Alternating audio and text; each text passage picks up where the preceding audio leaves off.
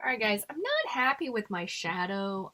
It really, because I picked black, I probably should either change the actual color of the text or I gotta change the color of my shadow. So what I am gonna do is I'm gonna play around with the shadow option. So I just clicked on my little sun option right here, and then there should show up. This will change. You get the sun, and then I kind of drop down the energy level, but then I want to actually change the shadow color. So I could say no shadow, and that changes up. But I do like a little bit of shadow, but I can click on here, and then I can just change the gray. So it kind of looks like it has some opacity to it.